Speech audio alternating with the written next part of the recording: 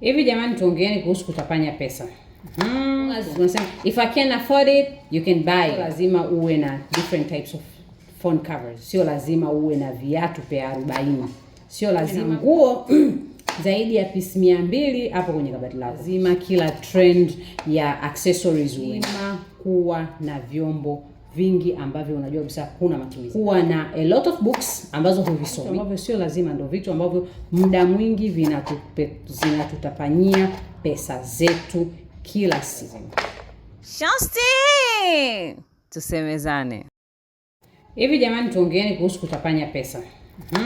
Tuongeeni kuhusu kutapanya pesa. Kwanza, nini maana kutapanya pesa? Kutapanya pesa ni matumizi ya pesa ambayo hayana mpangilio maalum kwa vitu ambavyo tumeaminishwa tunavihitaji au unahisi unavihitaji, lakini ukija kuuhalisia ni unatapanya pesa. Sawa eh? Kutapanya pesa ina include kununua tu vitu unnecessary, vitu vingi kwenye maisha yako ya kila siku. Kwenye kununua vitu vingi inamaanisha kwamba as long as unasema if I can afford it, you can buy it. Kama unaweza kukinunua, unaweza wanasema afford mimi sijui lakini kwa Kiswahili sasa. Lakini kama unaweza kuwa nacho, unaweza yani kama unaweza kukiharamia kinunue, sawa? Lakini sio lazima. Sawa? Sio lazima uwe na different types of phone covers. Sio lazima uwe na viatu pair 40. Sio lazima uwe na nguo zaidi ya piece 200 hapo kwenye kabati lako. Sio lazima uwe na pochi 20-30 kwenye closet yako. Sio lazima uwe na jeans 30 au t-shirts nyingi. Sio lazima kila trend ya accessories uwe nayo. Sio lazima kuwa na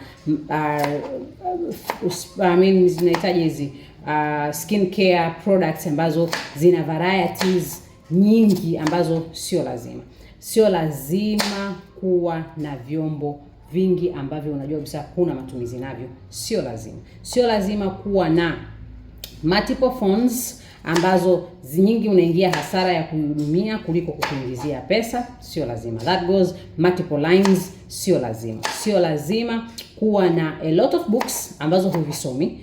Sio lazima. Sio lazima kuwa na eating out every weekend, sawa, badala ya kupika. Sio lazima. Vitu vyote hivyo nilivyovitaja na vingine ambavyo wewe unaweza kuvitaja, kununua perfumes, unakuta una varieties za perfume hapo ambayo hata wewe mwenyewe ukiulizwa kwa nini unazo zote unasema napenda perfume.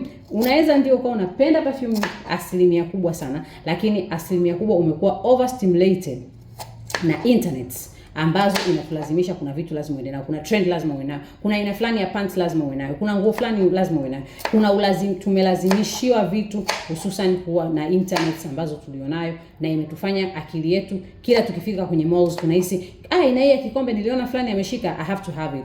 Una different types of bottles, tuseme za chupa ya maji, unabeba hizo chupa za maji kwenda nazo ofisini kwenye mihangaiko yako, na hayo maji hata unywe. Sio lazima kununua hizo chupa. Una mugs za, ndio tunakuja kwenye vyombo, una mugs za kahawa zimeandikwa hapo kwa ajili ya kahawa, wala hata hiyo kahawa unywe kwa sababu ni trend unakuwa nayo. Sio lazima. So sio lazima. Kwa nini sio lazima? Hivyo vitu ambavyo sio lazima ndio vitu ambavyo muda mwingi zinatutapanyia pesa zetu kila siku.